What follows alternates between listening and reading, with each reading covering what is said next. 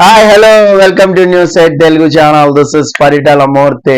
SRH versus KKR match మనం ఏదైతే predict చేసామో యాజ్ ఇట్ ఈస్ అదే జరిగింది. ఏంటంటే ఎస్ఆర్హెచ్ ఓపెనర్లు తొందరగా అయిపోతే వాళ్ళు చేతులు ఎత్తేస్తారని చెప్పాం, అలాగే జరిగింది. అలాగే స్టార్క్ కంబ్యాక్ అయిందా చుక్కలే అని చెప్పాం. సో రెండు కూడా జరిగినాయి. అంటే అది పిచ్ ని బట్టి ఉంటుంది. సో ఈ రోజు కూడా పక్క పిచ్ అలర్ట్ చేసే ఛాన్సెస్ ఉన్నాయి. ఎలిమినేటర్ మ్యాచ్ జరగబోతోంది ఆర్సీబీ వర్సెస్ ఆర్ఆర్.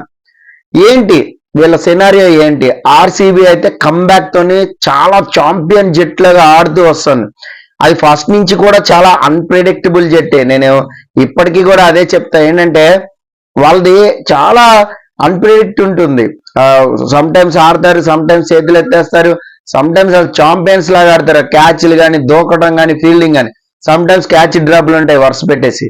సో ఇలాగా ఒక అన్ప్రెడిక్టబుల్ ఉంటుంది అనమాట. ఒక వెస్టిండీస్ టీం లాంటి 2020 వరల్డ్ కప్ లో నేను ఎప్పుడు అదే చెప్తూ ఉంటా. సో వాళ్ళు వరుస విజయాలతో మంచి ఫామ్ లో దూసుకుపోతున్నారు. ఇటు సైడ్ చూస్తే రాజస్థాన్ రాయల్స్ కి జరగాల్సిన మ్యాచ్ కూడా వర్షార్పణ అయిపోయింది. అలాగే వాళ్ళు కంబ్యాక్ ఇవ్వడానికి కూడా ఒక మంచి మ్యాచ్ అనేది లేకుండా పోయింది. వరుసనే ఒక 5-6 మ్యాచ్ల నుంచి చతికిలు పడుతూ అలాగ ఫస్ట్ లో వరుస పెట్టి గెలిచారు కాబట్టి ఆ ప్లే ఆఫ్ స్థానాన్ని దక్కించుకుంది. కానీ లేదంటే మాత్రం ఎలిమినేట్ అయిపోయి ఉండేది. అన్ని మ్యాచ్లు ఓడిపోయారు వాళ్ళు వరుసగా. విజయాలతో ఉన్న టీము, వైఫల్యంతో ఉన్న టీం, ఈ రెండిట్ల మధ్య బ్యాటిల్ అనేది అద్భుతంగా ఉండబోతుంది. మరి చూద్దాం ఎవరు గెలుస్తారు, పిచ్ ఏం చెప్పబోతుంది, విన్నింగ్ మీటర్ ఏం చెప్తుంది చూద్దాం. ఇప్పుడు రాజస్థాన్ రాయల్స్ లో తీసుకుంటే జాస్ బట్లర్ లేరు, టామ్ వస్తాడు. ఇంకొకటి వాళ్ళు బౌలింగ్ కూడా, అటాకింగ్ బౌలింగ్ కూడా చేయడానికి సందీప్ శర్మ ఉన్నాడు. అతనితో మాత్రం చాలా జాగ్రత్త. సందీప్ శర్మ క్లిక్ అయ్యాడా పవర్ ప్లే, ఆర్సీబీ బ్యాట్స్మెన్లు క్యూ కట్టాల్సిందే. ఎందుకంటే ఆరెంజ్ ఫామ్ లో ఉన్నాడు మనోడు. చాలా ఎకానమీ బౌలింగ్ చేస్తున్నాడు, చాలా తెలివిగా బౌలింగ్ చేస్తున్నాడు. బ్యాట్స్మెన్ ఎటు నుంచి రూమ్ తీసుకుని హిట్టింగ్ చేస్తాడు అనేది గ్రహించి బౌలింగ్ చేస్తున్నాడు. అంటే షార్ట్ పిచ్ బాల్ వర్కౌట్ అవ్వట్లేదు అన్నప్పుడు సో యార్కర్ లెంత్ వేసుకోవడం, యార్కర్ లెంత్ ను కూడా పికప్ చేస్తారేమో. సో వైడ్ లెంత్ యార్కర్, లేదంటే యార్కర్ కూడా ఫుల్ టాస్ పడుతుందేమో అనుకున్నప్పుడు స్లో డెలివరీ వేయడం, ఆ వైడ్ లెంత్ లో లైన్ ఫాలో అవడం బ్రహ్మాండంగా ఉంది బౌలింగ్. అతనితో మాత్రం చాలా జాగ్రత్త ఆర్సీబీ. సో చాహల్ని ఇంపాక్ట్ ప్లేయర్ కింద పెట్టుకునే ఛాన్సెస్ ఉన్నాయి. ఎందుకంటే అంత పెద్ద టర్నింగ్ అనేది ఉండకపోవచ్చు అని నేను అనుకుంటున్నా. సో ఇక్కడ పోవల్ని, టాప్ కంటే కూడా పోవల్ని ఓపెనింగ్ పంపిస్తే యశస్వి జైస్వాల్ తో ఏమన్నా ఆర్ఆర్ వర్కౌట్ చేయొచ్చు పవర్ ప్లేని విధ్వంసకరంగా అని నాకు అనిపిస్తుంది. సంజు శాంసన్ ఈ కాల్ తీసుకుంటాడా? అలా తీసుకుంటే మీకు మళ్ళా స్లాగ్ ఓవర్స్ లో హిట్టర్ ఫినిషర్ అనేది వెల్తీగా ఉంటుంది. ఎందుకంటే మనకి తెలుసు జాస్ బట్లర్ వెళ్ళిపోయిన తర్వాత ఆ ఓపెనింగ్ స్థానాన్ని భర్తీ చేయడానికి చాలా కష్టం ఆర్ఆర్కి. ఓపెనింగ్ వికెట్ పడితే పవర్ ప్లేలో కంబ్యాక్ అవడం అనేది చాలా కష్టం. నిన్న ఆల్మోస్ట్ ఎస్ఆర్హెచ్ అదే చేసింది. ఓపెనర్స్ అయిపోతుంటే కంబ్యాక్ కావాలని చూసింది. వాళ్ళు చూడండి 9 overs 90 వరకు వెళ్ళింది. అంటే 200+ కొట్టే సత్తా అది ఉంది, ఆ ఓవర్స్ అనేది ఉంది. కానీ బ్యాట్స్మెన్ లేకుండా పోయారు. సో అలా కానీ చేసుకుంటే ఆర్ఆర్ మాత్రం ఇక్కడ వరకు తెచ్చుకున్నట్టే లెక్క. ఇక ఇది చూద్దాం, ఆర్సీబీ టీం చూద్దాం. నాకు తెలిసి ప్లేయింగ్ 11లో ఒక్క చేంజ్ కూడా చేయరు. ఎందుకంటే అంతకంటే పెద్ద ప్రెషర్ మ్యాచ్ ఆడారు చెన్నైతో.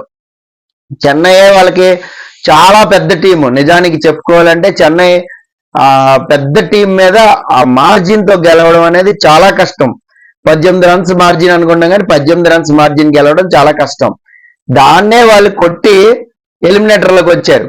సో కాబట్టి వాళ్ళతోనే ఆర్ఆర్ చాలా జాగ్రత్తగా ఆడాలి. లేదంటే వాళ్ళు ఎలిమినేషన్ ఇంటికి వెళ్ళిపోతారు. ఏంది టోర్నమెంట్ చాలా బాగా స్టార్ట్ చేసిన ఆర్ఆర్ ఇంటికి వెళ్ళిపోయే ఛాన్స్ ఉంది. సో ఇక విన్నింగ్ మీటర్ ఏం చెప్తుంది? సో విన్నింగ్ మీటర్ అయితే ఆర్సీబీకి 1% చూపెడుతుంది. 51% ఆర్సీబీకి ఉంది, 49% ఆర్ఆర్కి ఉంది. ఎందుకంటే ఆర్ఆర్ గత మ్యాచ్ల పర్ఫార్మెన్స్ ని బట్టి ఉంది. సో పిచ్ రిపోర్ట్ ఏంటి అంటే పేస్ కి కొంచెం ఇక్కడ అనుకూలంగా ఉంటుంది. అలాగే టర్న్ కూడా వస్తుంది స్పిన్ కి. ఈ ఇద్దరు బౌలర్స్ కూడా బ్యాట్స్మెన్ ఇబ్బంది పెడతారు. సో కాబట్టి చాలా జాగ్రత్తగా ఆడుకోవాలి. బ్యాటింగ్ చాలా చూసుకుని క్లాసికల్ ఇన్నింగ్స్ ఆడాలి. ఇక్కడ ఫ్యాప్ కానీ అలాగే విరాట్ కోహ్లీ కానీ రజత్ పటిదార్ కానీ వీళ్ళ ముగ్గురు మీదే బ్యాటింగ్ ఆర్డర్ అనేది ఉంది. ఈ గ్లెన్ మ్యాక్స్వెల్ ఎప్పుడు ఆడతాడు ఎప్పుడు ఆడడం మనం చెప్పలేం.